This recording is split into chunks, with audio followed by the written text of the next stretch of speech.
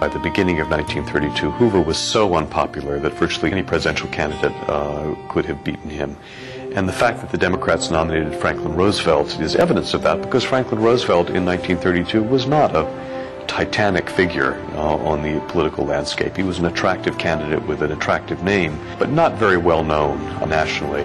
He was able, by and large, to win the nomination because he had the support of some very powerful political leaders, including, for example, Huey Long of Louisiana. He was also backed by some of the major newspaper organizations. So in many ways, he was the most logical candidate in 1932 in terms of the Democratic Party. Poor old Herbert Hoover said during the Depression that what America needed was a great poem.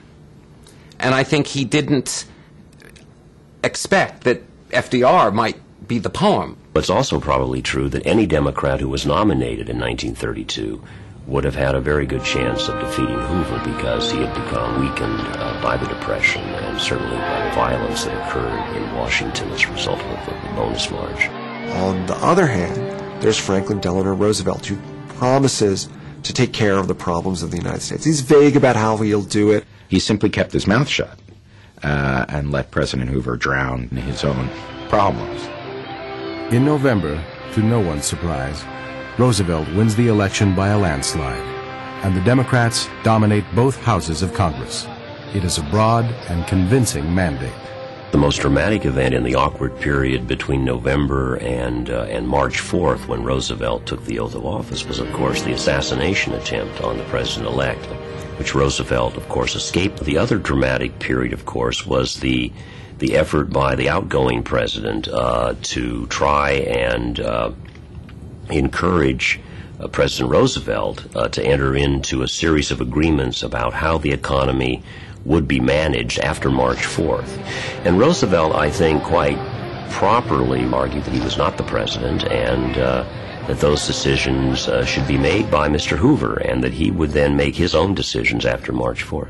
Hoover was furious about this and criticized him openly for not participating in the effort towards recovery, but Roosevelt believed that any cooperation with Hoover during this period would tie his hands once he became president. In March 1933, when he finally did become president, however, he moved very quickly to change both the tone and the substance of public policy towards the Depression.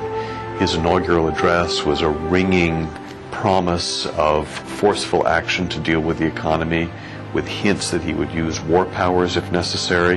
In the event that the Congress shall fail to take one of these two courses, in the event that the national emergency is still critical, I shall not evade the clear course of duty that will then confront me.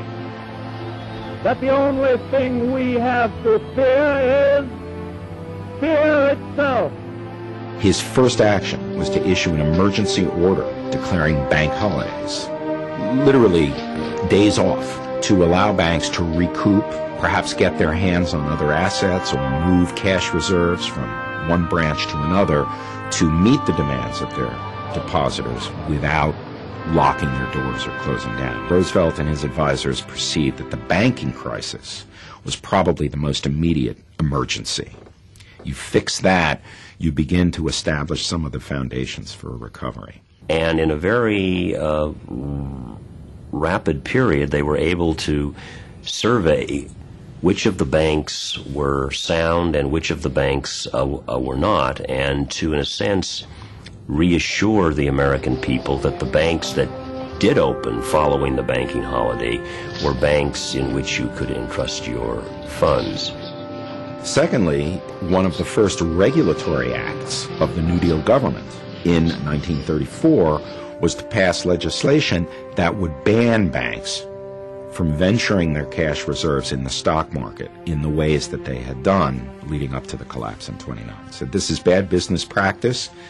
Once bitten, twice shy. We won't allow banks to do this again. Probably the most important piece of the legislation in 1933 was a piece that Roosevelt himself opposed, and that was, of course, federal deposit insurance. He apparently believed that federal deposit insurance would only encourage many of the bankers to be more irresponsible and more reckless in terms of their behavior. This was also another kind of obligation for the federal government to undertake at a time when he was trying to cut the federal budget. He passed an act, ironically, to cut the federal budget, to try to reassure bankers and financiers that the government was in responsible hands, even though, of course, cutting the budget was not a depression-fighting measure and had little effect on the budget deficits that very quickly emerged.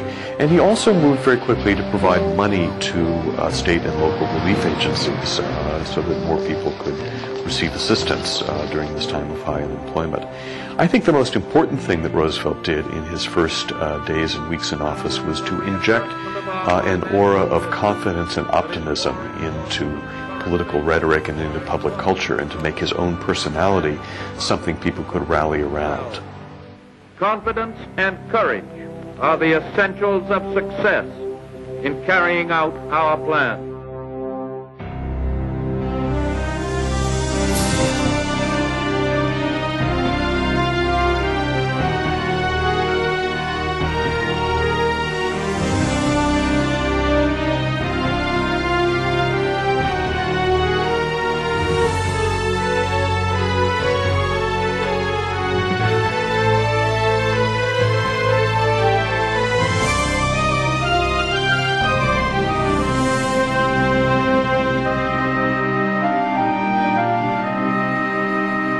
The Unfinished Nation is a 52-part American history series. For more information about this program and accompanying materials, call 1-800-576-2988 or visit us online at www.intelecom.org.